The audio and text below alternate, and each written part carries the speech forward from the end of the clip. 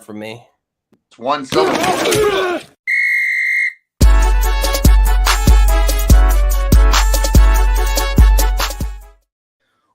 What's going on, everybody? I'm Tyler. You know Louie and Bahookie. We're going to get it going. Shane should be here audio only pretty soon, but we're back after a little bit of a hiatus for the 4th of July. We got a great show for you guys tonight. But before we get into that, let me just do a quick little ad read here. Thank you so much for listening to the StadiumRant original. If you like our content, you should definitely subscribe to our free newsletter. It'll include exclusive interviews, articles of the week, and you can find more great shows like this. You subscribe on StadiumRant.com. As soon as you click onto an article, you'll have the little link to sign up right there. So, quick, easy. Let's get to the news, guys. So we got plenty to talk about this week. We're going to rearrange the segment a little bit so we don't talk for 45 minutes. But Blake, we're going to start with you and your boys up in Buffalo. Talk to me about this Diggs Allen drama. Talk to me a little bit briefly about these Hopkins rumors going around. What's the latest from Buffalo?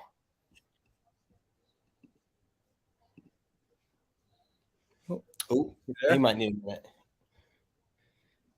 Okay, well, Tyler, then we'll start with you. We'll come back to him.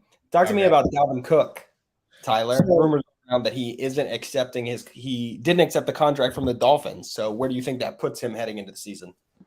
I think it puts him in a really precarious spot. I don't think as a running back in the NFL, you should be really picky about what your contract's looking like. You're not the superstar that you once were in 2016 or 17. And even if you were, the position doesn't really give you that sort of leverage. So to be sitting here kind of almost holding out, you're putting yourself in a Le'Veon Bell type of situation. Extreme talent. Like when Le'Veon did that, he was at the top of his game. There was nothing wrong with him physically. And then he took a year off and couldn't get it back. He couldn't get going again. He just couldn't find it. Dalvin Cook has had injuries, so he's an injury-prone player. He's, I believe he's 27, turning 28, so a little older than Le'Veon. He just really isn't in a position to be bartering like this, I don't think. Quickly, I will say this. I saw this thing about Andre Drummond. He was talking to some young players in the NBA. I know it's a different sport, but he's I used to be that $100 million guy. I was that dude making $100 million. And then I pouted. I was upset about my contract and I tried to get more money. Now I'm playing for the veteran minimum. So it's big money's on the table. Don't play around with it. Take the big money, take the contract and the safety. You shouldn't be stiffen your nose at contracts that people are sending you at this point as a running back. That's where I'm at, Dalvin Cook. And that's coming from a Patriots fan. Dalvin Cook, you better sign with the Dolphins, man. That market's drying up. Better sign with whoever gives you a contract at this point. Zeke, Lenny, they're sitting there begging for that same contract. They'd take it right now. Don't let yourself turn into one of them at that point. Yeah, it's a great point. Blake, what's the latest out of Buffalo? Everyone. Josh Allen went to Mexico and was making out with Haley Steinfeld. That was the one that I was seeing all over the news. Officially 2v1. But I don't know. I mean, it's the dead period. DeMar Hamlin just had his charity baseball game. Stephon Diggs was there. I think he's still a good teammate. I don't think he's going anywhere. And whatever. We just need to see these guys start playing some ball. And Josh has to get Stephon Diggs active early. But I think that it's much ado about nothing, and everyone's just kind of scrambling for any kind of content. And that was kind of what I got out of TMZ and Barstool putting out all this stuff about Josh Allen going to Mexico with his new girlfriend. People are just so in tune to what is happening over in Buffalo, which is kind of a new thing for us. People, we were not, I mean, no one ever really cared up until we had that crazy overtime game with the Chiefs, and now we're front page news if no matter what anybody does, someone, I don't know, buys a new car, you're probably going to see an article about it in Buffalo. Especially this time of year. Like it's just this is actually like uncharacteristically dead news. Like it's a time period for dead news, but it doesn't feel like uncharacteristically quiet right now. Like I feel like somebody needs to be going to jail right about this time. So that's what you hear at this time of year. That's why we got the Kadarius Toney stuff that came out today. Correct. You know? Yeah. Like, people get in trouble, and that's like what you hear. And NFL PA, if you're watching, Derrick Henry said some nasty words to me too. So you should suspend him just for the last 4 games of the season. Whenever they play the Texans, he can't play. It hurts Louie's feelings. It's an emotional standpoint thing for Louie. Yeah, he's been emotionally abusive to me for like the last 6 years. Like Josh Norman. All right, Shane. Let's talk. I want to hear your thoughts. Malik Willis, reports coming out of Tennessee are that he outplayed.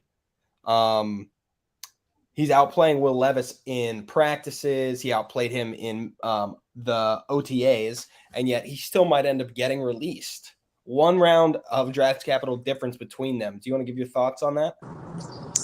It's interesting because I had Malik Willis as my top-rated quarterback last year, and obviously we all know last year's quarterback class is kind of wonky. There wasn't really like a clear-cut number 1 prospect. Some people like Kenny Pickett, some people like Sam Howell, some people like Malik Willis. Last year's class of quarterbacks was really more of a lot about high upside, low ceilings. And Malik Willis, when he was out there, his upside year 1 was as a runner, not much as a passer. It kind of reminded me a little bit of Jalen Hurts' first year with the Eagles, where he was like in there for a few plays. He replaced Tannehill when he was out for a game, but we didn't see a whole lot from the passing game. Now, to be fair, they had statistically one of the worst offensive lines in the NFL, and I think statistically actually the worst receiving core last year. Obviously, with their top receiver, draft pick last year, I can't remember his name, from Arkansas. He was out for a good chunk of the season. Yeah, exactly, him. And so you can't really blame it all on Malik Willis's like lack of development there, because he didn't have much around him to work with. And when you have young rookie quarterbacks, we have a Texas fan, we have a Patriots fan out here, you can understand that when you have a young quarterback and you want them to do well, having a good offensive line and having a reliable target or even 2 can go a long way in their development. And when you had what the Tennessee Titans had last year, it'll stifle any quarterback plan.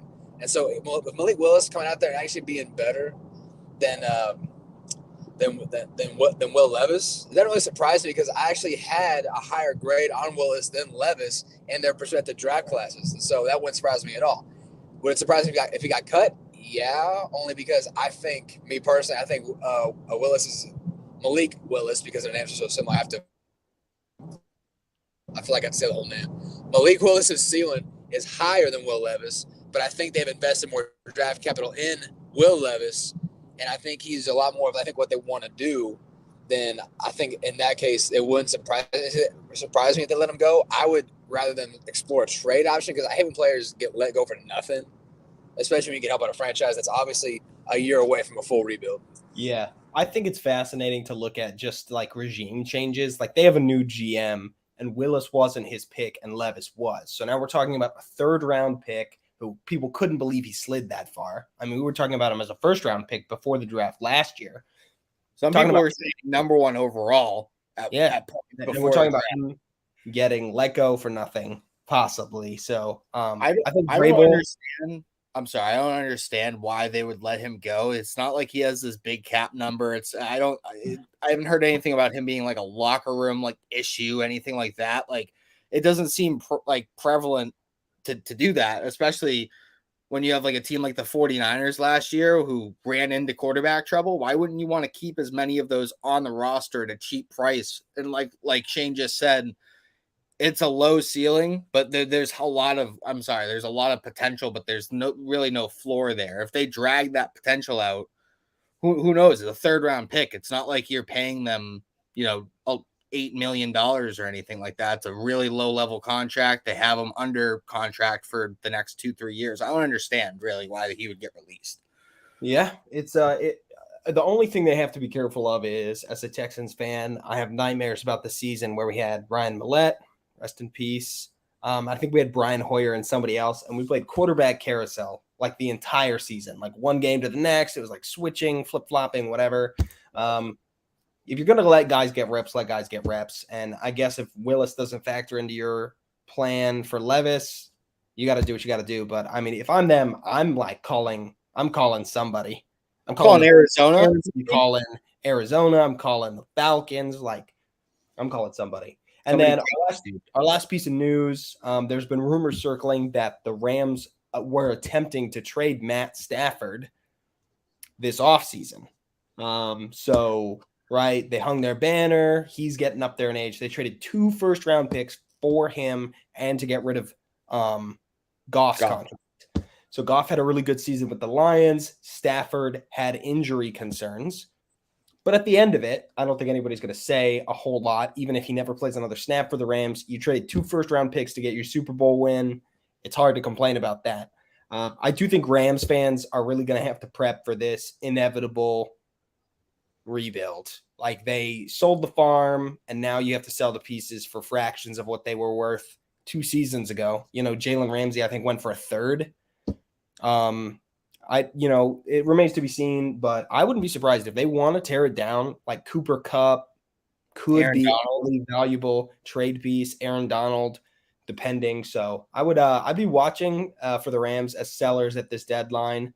I just don't think the way they built the team was sustainable. And there's other teams doing it right now. The Dolphins are kind of on this track. So we'll just have to see if this becomes a new strategy that people want to employ in the league.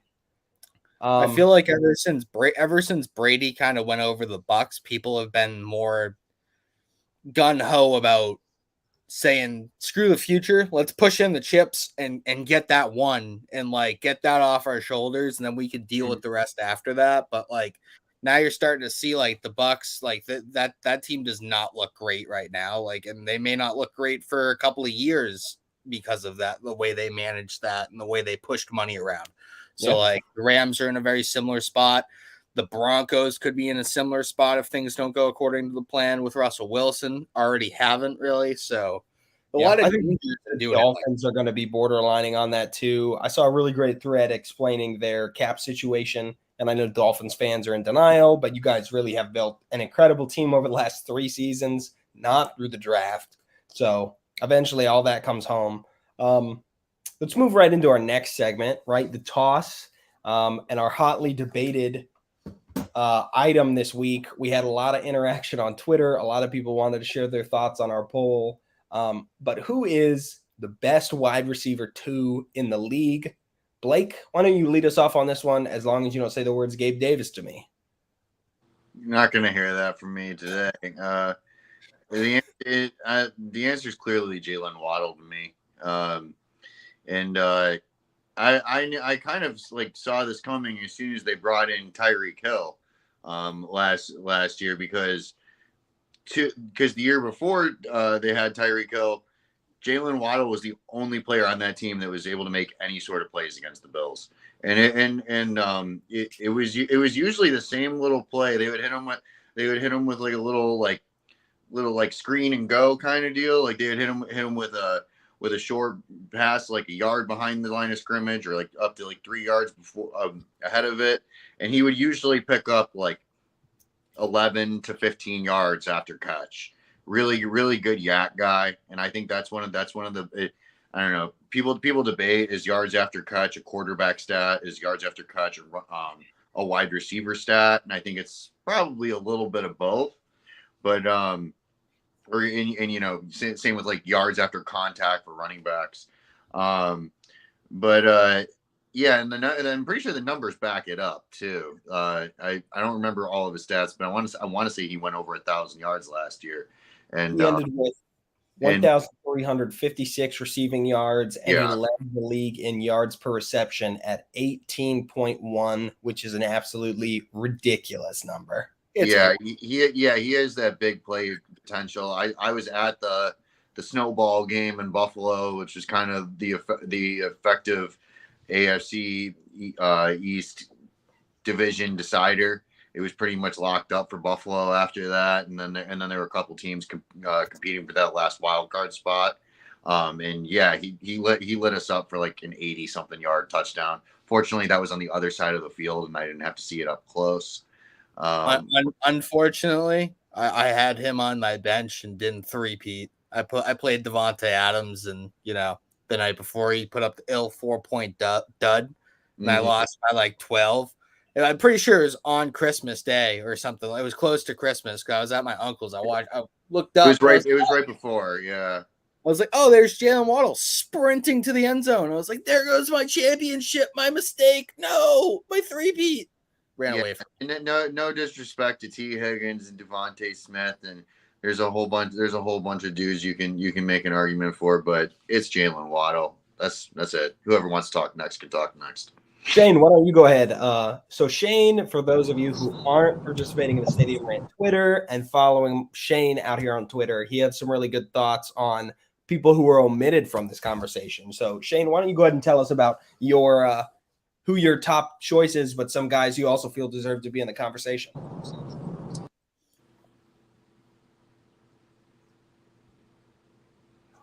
Can you hear us, Shane? Okay. Maybe not. Maybe we'll get Shane back here in a minute. Shane, you just said Shane, just chime in whenever you join back. Tyler, why don't you go ahead and go next, I guess. So, I mean, we were kind of talking about this a little bit, Louie, before the show. Mine is Waddle as well. I think that T. Higgins had probably a ceiling type year last year, only because Jamar Chase missed time with his hip. Assuming Chase plays a full 17 games, the dude dominates target share. Jamar Chase is literally like he demands targets at a per like route basis. He was one of the best in the league last year when he was healthy at doing so. So that's my knock on Higgins. I don't think he's going to get the volume if Chase is healthy for 17 straight games to be that top 12 type wide receiver. It's not a talent thing with Higgins. Dude's a monster. Been big on him since Clemson. Then you kind of go to Devonta Smith. I think it's a little bit of the size issue with him that I've kind of felt this whole time since he's been drafted. He makes up for it in plenty of other things, but I think that Waddle is a similar player to Smith. He's a little bit bigger, a little bit stronger, just as fast, and he plays in an offense that, like we just said, he led the league in yards per catch, I'm pretty sure, or yards per attempt with 18.1. So he's obviously a big play threat, and that's not just the deep ball. It's not just people missing coverages. He can break a slant route for 80 yards. He can beat you deep. He can beat you over the middle of the field. He's actually a very good contested catch wide receiver, despite his smaller stature. And when I say that, he's 6 foot, 200 pounds. So it's not like he's a small dude.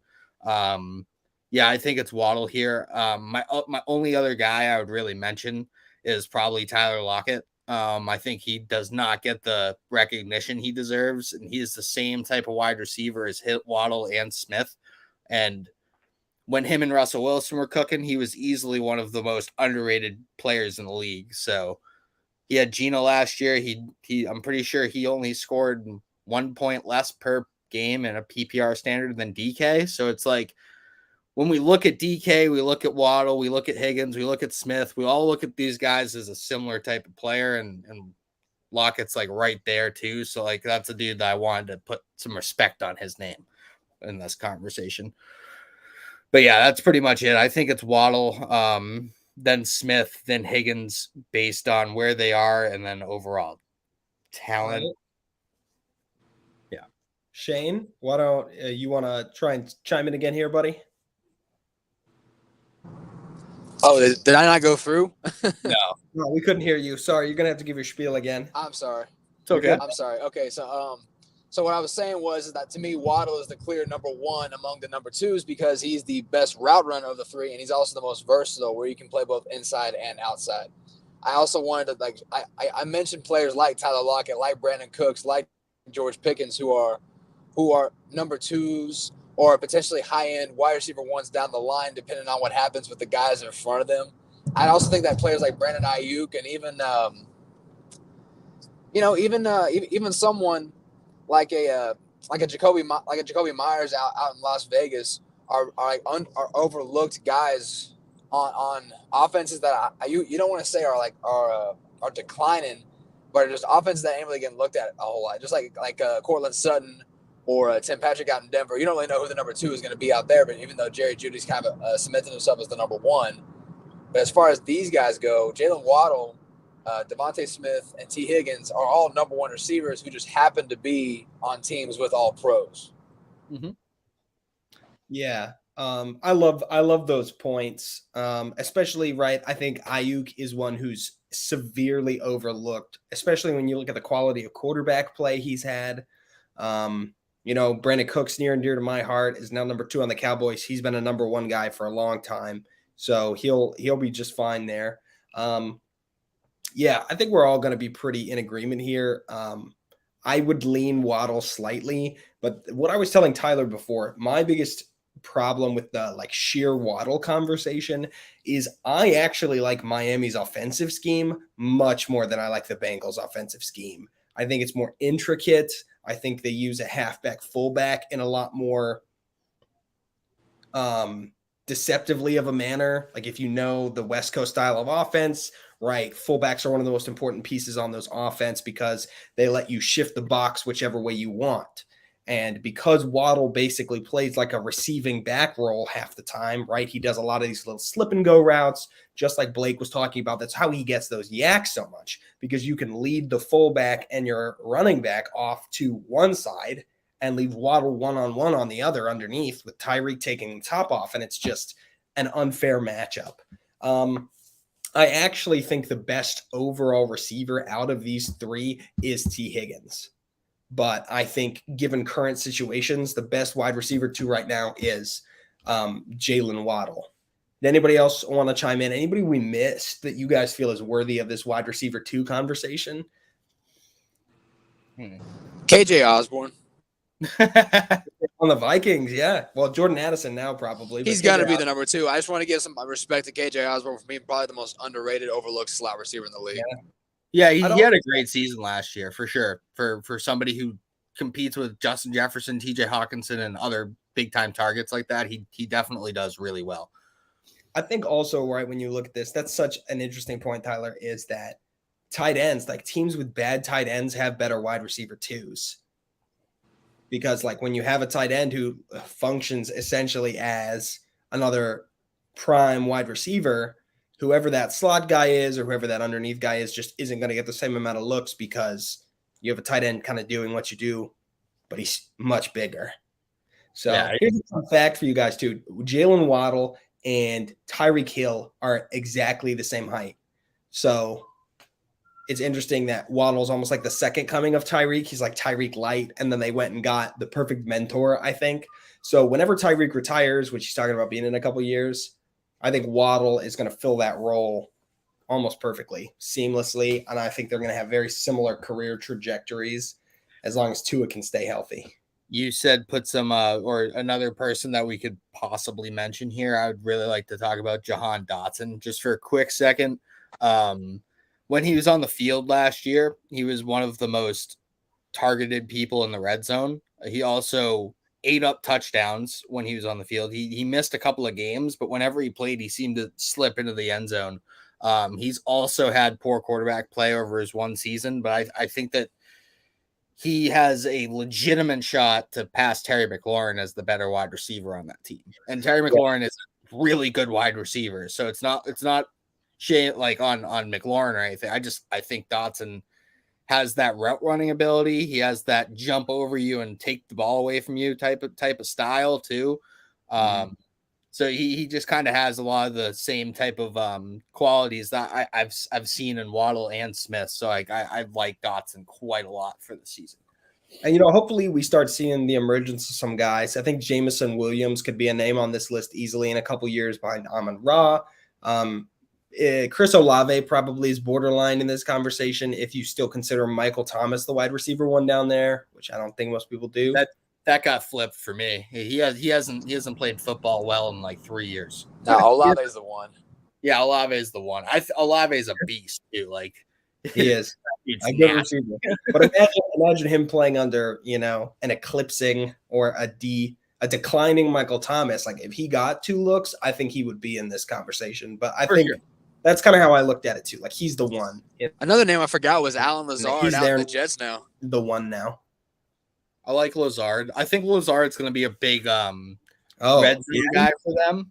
I think he's going to run into a similar problem that T. Higgins has because I think Garrett Wilson's that dude and he's going to dominate target. Like he's going to demand targets when he's on the field.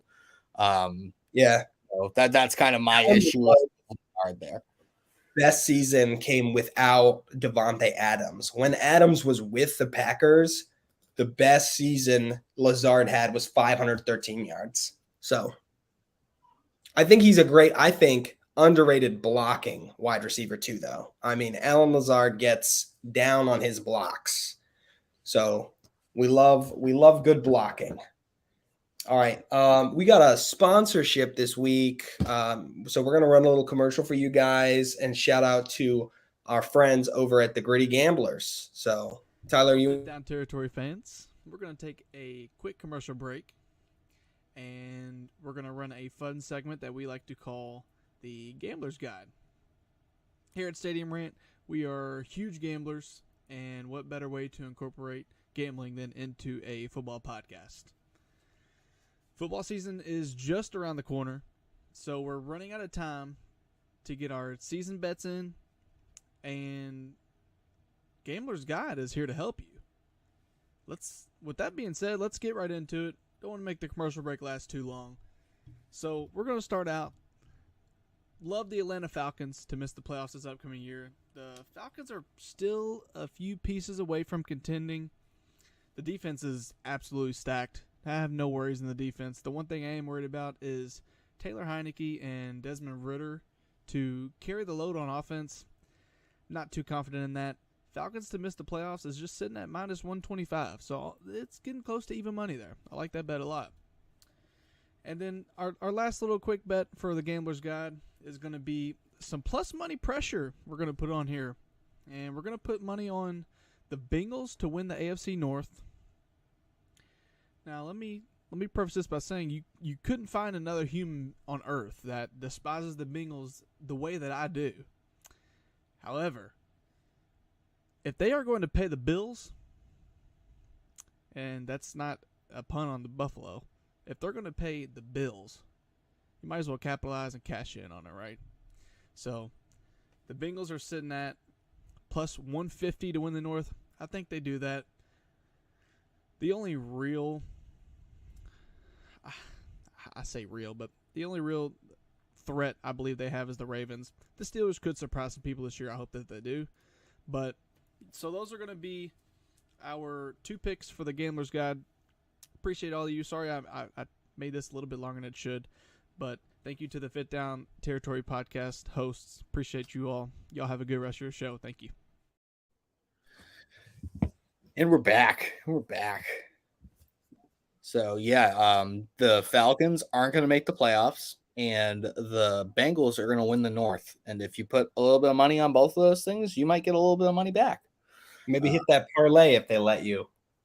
Typically, they don't.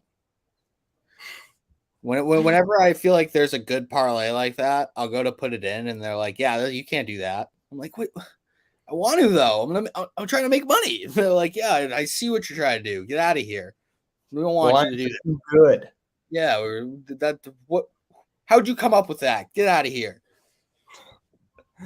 All right. So for our division dissection this week, we're looking at the NFC West. We did the AFC West last week, or 2 weeks ago, I guess, on our last show. And it was tough because AFC West is stacked. The NFC West, not so much. So we're going to kind of go around, talk about these teams. We usually do most polarizing player on each team. One hot take for each team, whether that's a player, whether that's the record prediction. Give your final record prediction and a game you're looking forward to, best game on the schedule. We might let Shane out of a couple of those. He's driving right now, so he might have a hard time looking at the schedule a little bit, but he'll give us at least where he thinks these teams fall. So, Tyler, I'm going to let you go first, and we'll kind of wrap down, do Blake, Shane, and then come back up to me. So start us off with the Niners.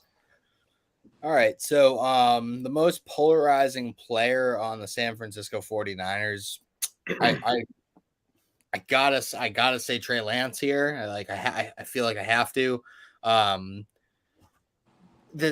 They spent 3 first-round picks on him. Those 3 first-round picks turned into Jalen Waddle, Bradley Chubb, and Tyreek Hill, essentially. So that's what they traded for Trey Lance. So that was John Lynch's pick, and Kyle Shanahan lost that whole battle. He wanted Mac Jones at 3 and didn't want Trey Lance. Lynch wanted Lance. They got Lance. Now this whole thing, everybody's saying Purdy's the starter. Purdy's the starter. Purdy's the starter. Purdy is Shanahan's guy. Lance is still Lynch's guy. And I think that since they spent the capital, Lance is going to get a chance to be the starter, I think.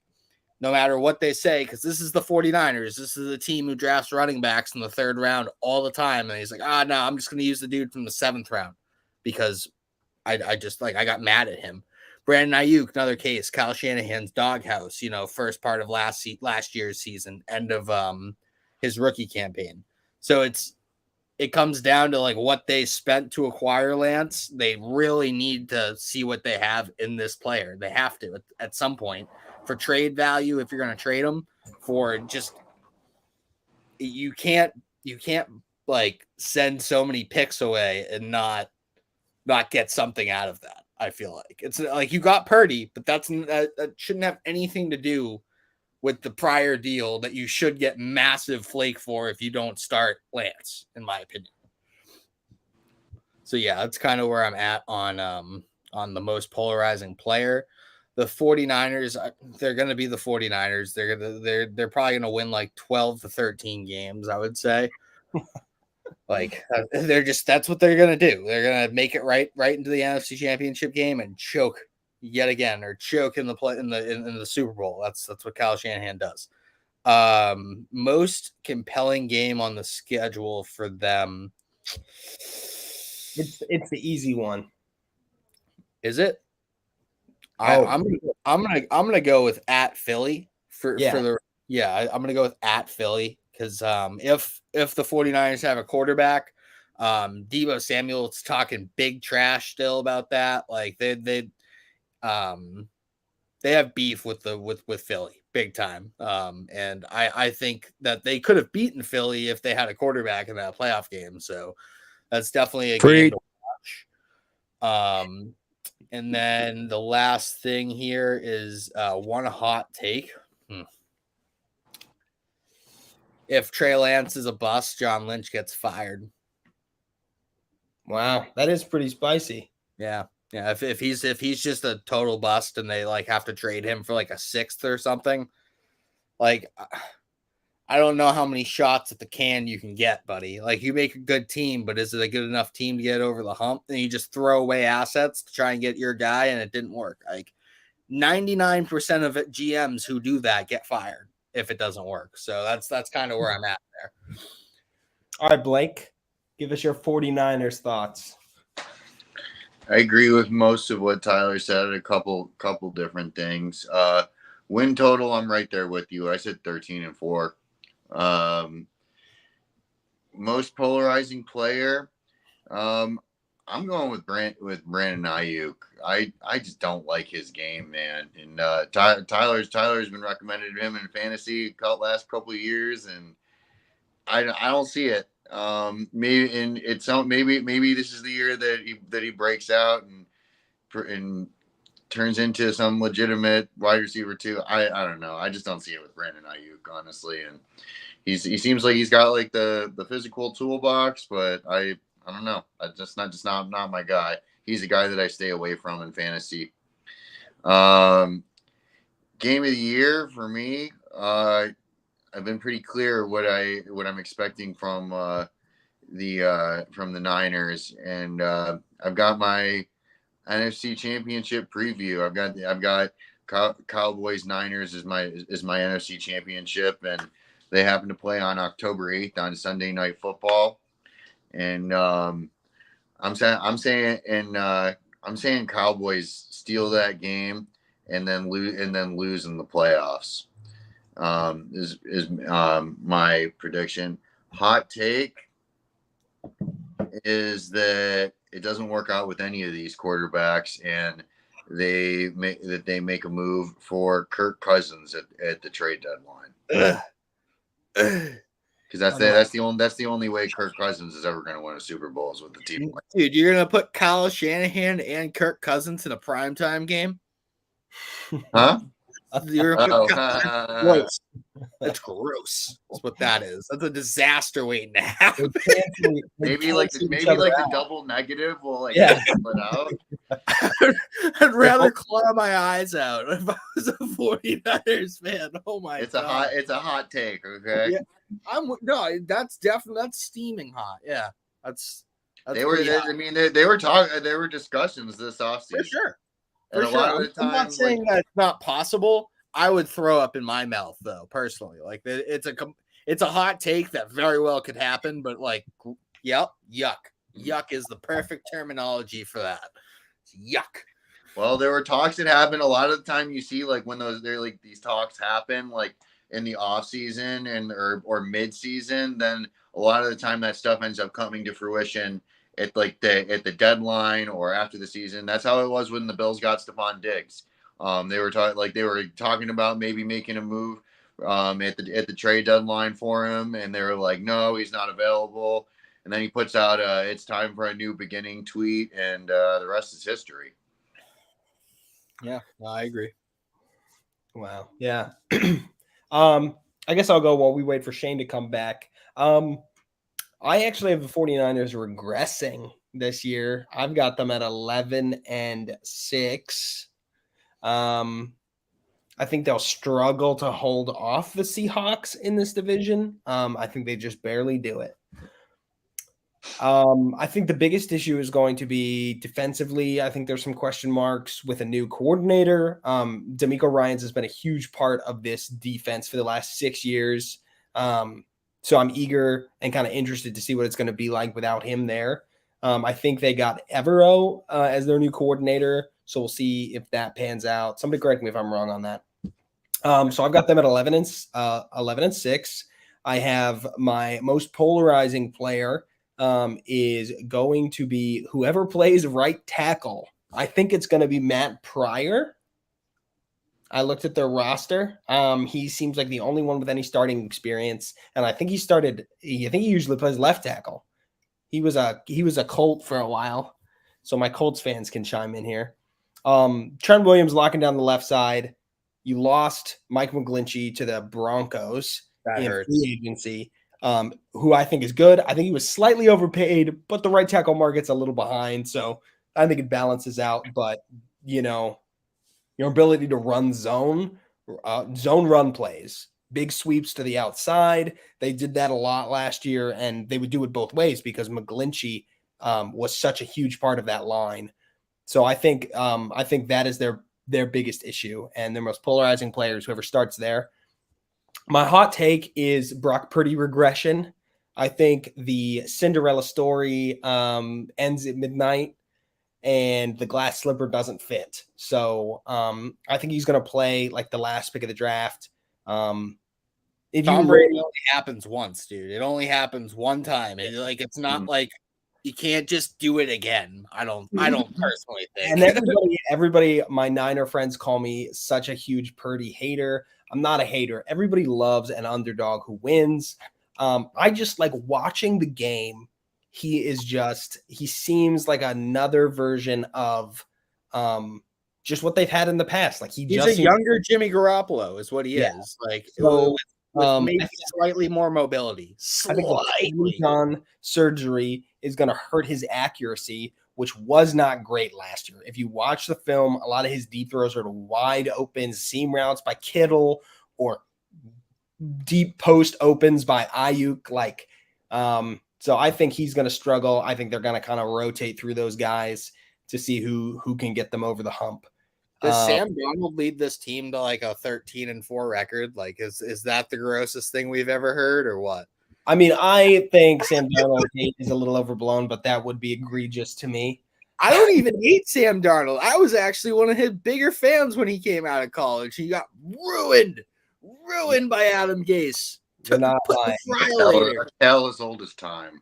My best game on this schedule is Niners Jaguars because I think that's elite offense versus elite defense, which makes for must-watch TV, and I think that's going to be a real slugfest all the way to the end. So I'm excited. I'm excited for that one. And then I guess I'll start us back down the other side. We'll talk about the Seahawks next, which I think is the most prominent team to win that division aside from the Niners, like the only other team battling for it, really. I have the Seahawks going just under the Niners at 10-7. I think they always spend their draft capital in the wrong place. Always. I always disagree with how their drafts go. Going into the draft, what did we say? Oh, we need line help. They need defensive line help. They need defensive line help. Take a corner at the top. You just got to steal in Tariq Woolen last year. Could have gone out and tried to get somebody, a more experienced corner in free agency. Could have found a decent CB2 to shore this up. Instead, you're going to spend premium picks on that. I don't see it. So I have their record actually staying pretty similar. I hated the second round pick on a running back again. I don't understand what's happening in that building. Most polarizing player, I think, is probably DK Metcalf. I don't think we've seen a true wide receiver one season from him since he kind of broke out onto the scene. His quarterback play has been fine. Geno came in and was fine. So I really think he needs to have a 1,200-yard season. Like, he needs to put up 6 to 8 touchdowns. He needs 1,200 yards. He needs 80 receptions, 70 receptions. Like, he needs to have a good offensive player of the year kind of season, and especially in that division. I don't think physical traits are enough. I think he has to get his mental game right. Hot take. My hot take is that Zach Charbonnet ends up with better stats on the season than Kenneth Walker. I hate you. I'm a big K9 guy. I just think that same kind of draft capital. Kenneth, I don't think they want to run him into the ground. So I think Charbonnet is going to play all second halves, and I think he'll benefit from like more tired defenses than Kenneth does. That was mine, you dick. My bad. It's You okay, guys I'll do this to figure me out like every week. You guys do this to me all the time. You're like, I'll get you back. Yeah, I finally got to go first once. The best game on the Seahawks schedule, I think, is probably going to be the Lions. I think the revenge game, they kept the Lions at the playoffs last year by winning, right? By sneaking in. So Yes. revenge game for the Lions. They're going to come back, and it'll be a good battle. So that's what I got. What you got, Blake? Well, I had the same game as my game of the year. Tyler's two Super Bowl dark horses, the Seahawks and the Lions. So, my hot take, I kind of like to wrap two things together. I am gonna have the Seahawks winning that game, and I am going to have the Seahawks not finishing with quite as many. I don't think they're going to win the division. I think, I said 13-4 for the Niners. I'm saying 11-6 for the Seahawks. And my hot take is they're going to finish as the 5 seed, and they are going to travel to the Lions, who will be the lowest, who I will have as the lowest seeded division winner, where the Lions will win their first playoff game at home since 1991. Ooh. So I have this matchup happening twice. Every Detroit fan you've ever met. What's They're up? in the streets. Yeah. I work with one, and I try to be objective with him that I think that they're gonna get waxed by the Chiefs, and he's like, no, we're beating the Chiefs. He doesn't even believe it, but he's just trying to talk himself into it. But anyways, yeah, and then so that's most of it. Most polarizing player. I kind of like the direction you went with the wide receiver room. I was thinking like how is this wide receiver room going to shake out with JSN coming in, and Tyler Lockett has been that guy for so long. He is starting to get a little bit older.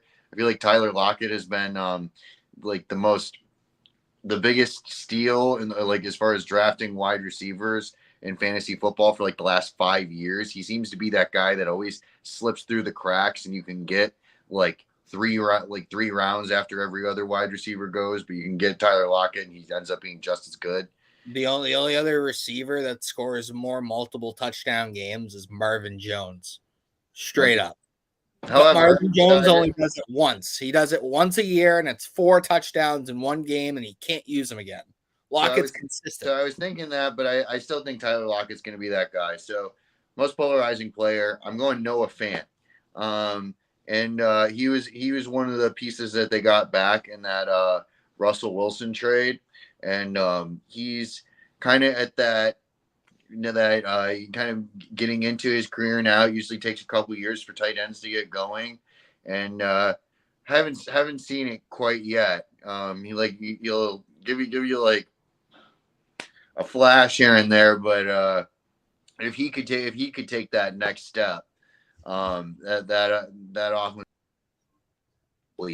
and like something that could really be something. Yeah, so I like a lot of what you said. Louie, I'm kind of going to argue with you a little bit here on the Charbonnet pick. So with last year after Ken Walker got hurt, it was Ty Homer. It was I'm pretty sure they picked up like Alex Collins. They've always had this just absolutely beat running back too, and Pete Carroll. He is the old school type of guy. He's going to run it down your throat. They run 12 personnel more than most teams in the league. So they're going to keep like 2 backs on the field, or it's going to be heavier packages. I totally agree with you what you said about like them wanting to keep Ken Walker kind of like limited so they keep him healthy. So that's why my most polarizing player is going to be Charbonnet. I think they're going to lean on him quite a lot. I think he's going to be the goal line back. I think he's going to be the first and second down type of player. Since they play in a lot of 12 personnel, he's going to be very, very useful to them, I believe. And if Walker gets hurt, they don't have to change their whole offensive like scheme. They can lean on Charbonnet way more than they can lean on pick RB number 4 that they got over the past couple of years. So I actually thought that I don't love the value as far as a second round pick, but I thought that it was a sneaky need for that team. Just to rebuttal a little bit, we say that as we just talked about dudes like Leonard Fournette sitting out here. Like, I know Charbonnet is better than Leonard Fournette is right now, but you're not telling me if we're working on like a 2-year Super Bowl window here where we think we can go on some deep playoff runs, Lenny's not going to be able to add that value. I'd rather Charbonnet. Sure. I'd rather Charbonnet. Honestly, he's got way less tread on his tires. Leonard Fournette's a little bit cooked at this point. Like, even Zeke, like I don't subscribe. But then you get into the conversation 4 years from now, 5 years from now, are they keeping both of those second round running backs if they're good? No. But you could use your second round running back instead of paying a 4-year contributor. Huh? Do you want your second round picks to be a 4-year contributor? They don't have to trade them before that. They could use the 4 years and let them walk in free agency and don't give them a second contract. That's why Lenny and Zeke aren't getting more contracts, because you use a running back that you draft and then you use them up and then you don't give them another contract. But that's what I'm saying. Like, if the strategy is use them up, then why do you need 2? 2 is a strategy of balance. Run Ken Walker into the ground and then draft your other guy 4 years later. Because of their offense, because of the way their offense runs. You lose Ken Walker, he gets hurt, and you have an absolute scrub in there. You can't run the ball 18, 20 times a game anymore. Yeah, I will say this. The Seahawks had draft capital to also spend on that, I would say. They were flush with draft picks due to the Russell Wilson trade. So my hot take for this team is we're going to get spicy too. With Jamal Adams coming back, with them getting Devon Witherspoon, with Tariq Woolen, the Legion of Boom is coming back. They're getting their name back this year. They're going to be like a top 3 or 5 secondary with the way that they have a player to play every sort of role in a secondary you would need, in my opinion. Witherspoon could be a lockdown man-to-man guy. Tyreek Woolen's a great zone cover, ball hawking, risky player. And then Jamal Adams is one of the better box safeties in the league. So if all 3 of those players stay healthy, they're going to have a very dangerous secondary, which should help some of their other later round picks in the front 7 get to the quarterback. I do agree with you on the defensive line thing. I probably would have went Tyree Wilson with that top 5 pick that they had, but we're not drafting. Record, I think they're going to be an 11-6 team. I think that they're going to be like right there with the 49ers. Like the 49ers very well could be 12-7 or 13 or no 12-5. I don't like how they changed the number of games. It's messing everything up for me. It's only one difference, but it feels like it throws everything out of whack when you're speaking. So yeah, I did the most polarizing player, Charbonnet. My hot takes, Legion of Boom, 11-6, and then what was the best game on the schedule for them is going to be this at Baltimore game, I believe, in week 9. I think that both teams have a lot of depth in their skill position players on offense and defense. Like if you look at the Ravens secondary, they have a lot of really good players on there. Like I think this is one of the more underrated like skill position matchups you could find in the league in Baltimore versus Seattle. So I think that's going to be a barn burner of a game. Well, hit us with the Cardinals too a little bit quicker, but okay, yeah, I could do that. So Arizona, best game on the schedule is probably their bye week in 14. I already used that joke for the Buccaneers. Yeah, I know, but the Cardinals are going to be worse than the Buccaneers. I saw something today about James Conner.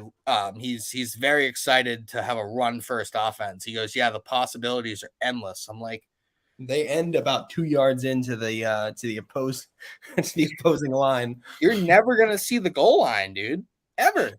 Like it's tough. It's tough. Most polarizing player on this team, it's probably like I'm gonna take Kyler Murray out of it. I don't even really want to talk about Kyler right now. It's gonna be Marquise Brown for me. So I think he might be the most talented player on like maybe a whole team at this point. He was before DeAndre Hopkins came back last year. I'm pretty sure he was a wide receiver 1 in 4 out of like the 7 weeks. So he was one of the more higher producing wide receivers in the league without Hopkins there. I think that he's going to be used more as like a target hog in this offense because there's nobody else. They have Michael Wilson that they drafted in the 4th round, but PFF didn't even have like a profile on him even after the draft. So like, I don't know how that goes for you. Like they rank like all their players and give pretty in-depth stuff. So I don't know how they drafted the one dude that didn't get anything on it. Record, winning 4 games. Oh, like, generous. Yeah, I agree. That's generous. Like I'm looking at their schedule's rough. Yeah, they might get one against Atlanta. Houston's probably gonna beat them. Yeah, maybe less, maybe 2 wins. That's gross. Right. That's a tough schedule. Rebuttal, Blake. Give us your thoughts. Yeah, 2-15 is where I had them. I think the hardest part is going to be picking a hot take for them, because I don't know, saying that they end up with Caleb Williams isn't that hot of a take. Room temperature right now, I think. Maybe they just draft Marvin Harrison. Yeah. All right, there you go. That's a good one. When's the last time a wide receiver went number 1 overall? Calvin Johnson was the last number 2, I want to say. And they're saying Mark. I think 2 is as high as he can go. I don't think Caleb Williams is 2 with the Mahomes like comparison. And Drake May there, like it's I'm not gonna say that Marvin Harrison Jr. goes number 1, but I don't know. They're getting their core. So I guess that means that the hot takes got. I mean, which might not even be that hot, is that Kyler Murray's getting traded either at the deadline or this offseason. Which is so I'm gonna go with that as my hot take. And it's not really that hot of one, but this is kind of what they're looking at right now. And I don't know where he ends up. Maybe Tampa. But Tampa might be bad enough to be picking right there and getting their guy too. There's a couple quarterback needy teams out there. We have to see what happens with some of these young guys. Most polarizing player, I said James Conner. Can he stay healthy? He's excited for all these touches. He's been a very touchdown dependent running back, and he's going to get his opportunities. How many games is this guy going to play this year? That's pretty. And I think that Keontae Ingram is a pretty good late round running back to get, because I don't see James Conner playing a full season. I think this guy plays 10 or 12 games max. That's probably generous, honestly. If he Yeah. gets a full workload, it's going to be really He gets tough. hurt every fucking year, and he's a great story. He came out with lymphoma, kind of like Mechie, and beat cancer, and we love to hear that. But that's long since past now. He's on his second team. He's gotten his money. Can he stay healthy? I don't think so. Maybe he proves me wrong. Game of the year. I said two. I was looking through their schedule, and it's brutal. And the AFC side, they're matched up against the North. I don't think they win any of those games. I think they get swept by the North. I was looking at who I saw the Atlanta game, but I actually think Atlanta's going to be better than people are expecting. I think the two most winnable games on their schedule are Washington and Houston. So I went with at Texans to piss Louie off and say they're going to beat the Texans. Oh, he's mad. He's smiling, but he's like, It would happen that way. No D-Hop, no JJ Watt. They still somehow going to win. That's what I said. All right. It's the ill revenge game, though. Like, I'm going to go even more abysmal than you guys. I'm going to go 1-16 on the year. But hear me out. Let me read you the schedule real quick. I know we're trying to go quick. It's tough. So, their bye week is not until week 14. Yuck. Right? So, you're talking about 13 straight weeks of games. Commanders, Giants, easiest teams they have in the first 10 weeks, I think. And that's the open when you don't have any of your rookies ready to go. Worst defensive line in the league. Then you play the Cowboys, Niners, Bengals, Rams, Seahawks, Ravens, Browns. Like, they could feasibly be like 0-8, 0-9 to start the season. I think they do pick up a sneaky win, maybe second game versus the Rams, maybe Texans, maybe Steelers or something weird. But I think they're sellers before the deadline, and I think you'll see them just protect the tank. If they're trailing bad near the deadline, I think they'll just sell and protect. My most polarizing player on this team is Isaiah Simmons. That's a good one. He's making the full switch back to DB away from linebacker. This was a do-it-all guy, first round draft capital. I think he went high too. Really seems like, he has just not been utilized. And I think he needs to find a rhythm. I think they need to start finding a way to get him where he wants to be, or he is not going to want to be there past his rookie contract. He's going to the Patriots. He'll end up going somewhere. Don't even speak dirty to me like that. He would thrive under Bill Belichick. My hot take, no, JC, we're trying to wrap up here. We're speeding. My hot take for the season is Jonathan Gannon is one and done, and he will be fired after an 1-16 after their 16th loss of the season. He will be relieved of his duties as the Cardinals host the worst defense in the league. They literally gave up a 3rd round pick because of the whole not worth it.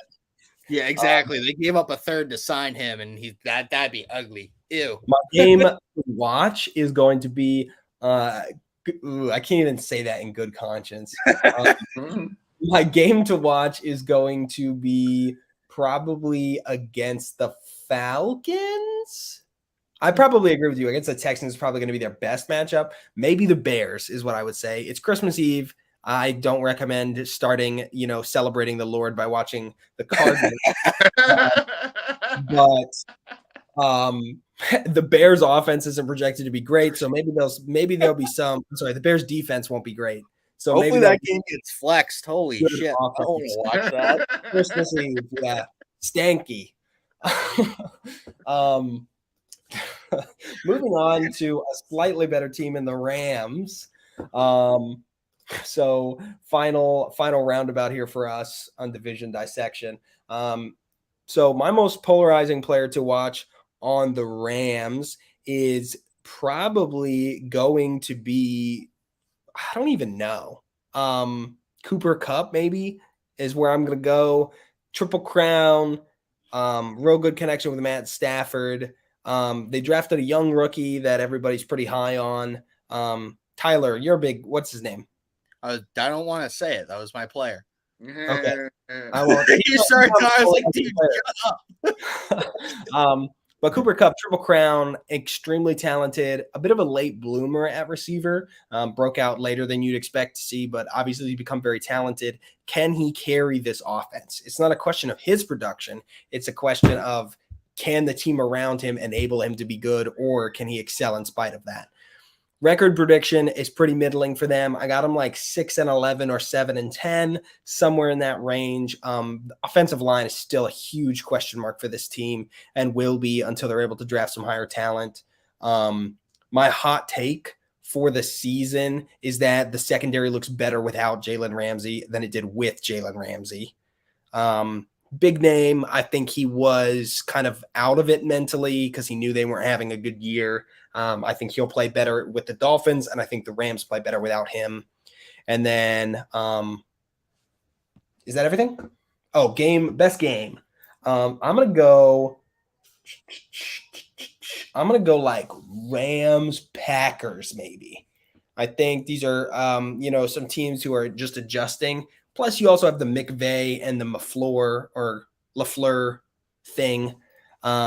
So excited to see that. And I think overall Niners are easily the team to watch in this division. What you got, Blake? All right. I'm with you on the record. I was kind of debating because this is a team I feel like that it's going to go one of two ways, and like how their season starts will have a lot to do with how it ends, because I think this is they're like the candidate to be sellers at the trade deadline. So for that reason, this might sound a little weird, but I went with their schedule to start is pretty rough. And I went with the Bengals week 3, which they'll obviously be heavy underdogs in. But if they're able, if they get blown out by the Bengals in week 3 and they're like staring down the barrel of 0-3, which they very likely could be, then Cooper Kupp was a good selection there. We were talking about Matt Stafford earlier, and the guy that I'm about to talk about are all going to be candidates to get moved. And the guy I'm about to talk about is generational talent and probably the best pure pass rusher since Reggie White. And his name is Aaron Donald. And he's going to be reunited with Leonard Floyd and Von Miller for my hot take to. Oh my gosh. Oh, what the? I knew. I got to stop. You cannot talk about the Bills and any more hot takes, bro. Salary cap? Question mark? Finish. What's Go ahead. that? Finish. 7-10. All right, Tyler, go ahead.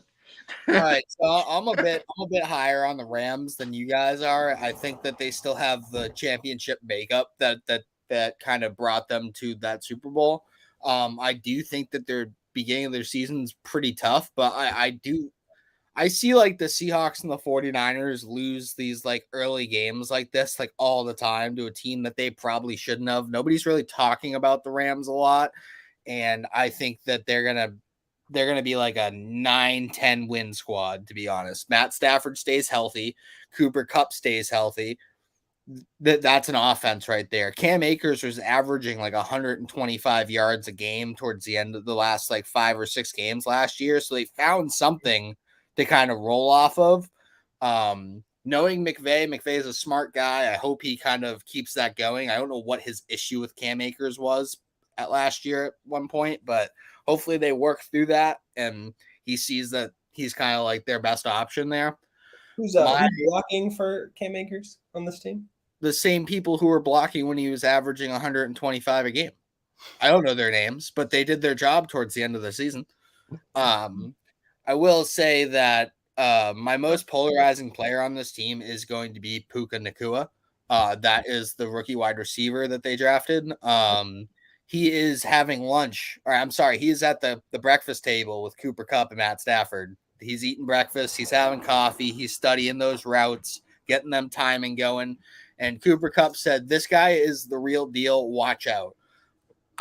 I get that when it was said, it's the whole training camp speak type of thing, but Cooper Kupp isn't really a type of guy who gasses a lot of things up, and you don't really hear from him quite a lot. So for me, that was an impactful statement for a rookie coming into a team like this who needs another playmaker in the wide receiving group. I think that he's going to be that make or break type of dude there. My hot take is that this team like pushes for a playoff spot and probably gets a playoff win. I could see them knocking Dallas off. I could see them knocking Detroit off. I could see them knocking pretty much any one of these teams in the NFC off at this point. If they stay healthy, they have the pedigree, the talent at premier positions, and they have everything. The quarterback, coach, wide receiver, pass rusher. They have all the things they need that a good team needs. So if they can stay healthy and keep it together, they're going to be a good team.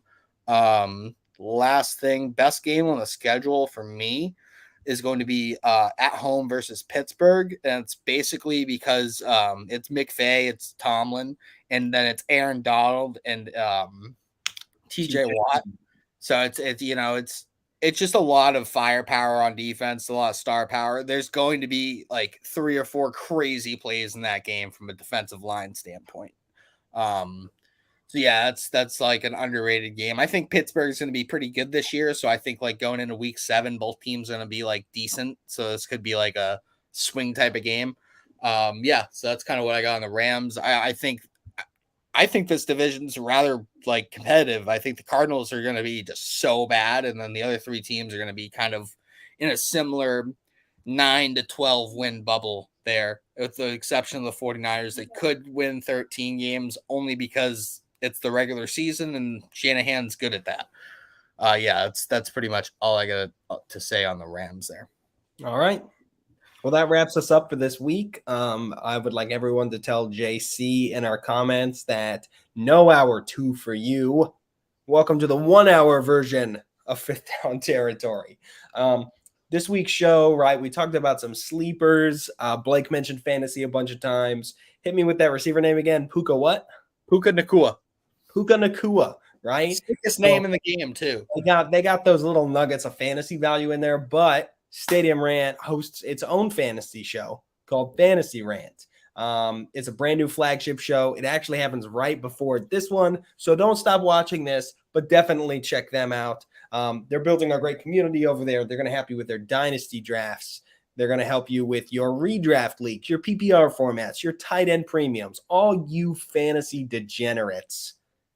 You'll be able to get your help over there with a group of like-minded people. So that's it for us, guys. Have a great week. Thanks for tuning in. We'll see you next Tuesday. Same time.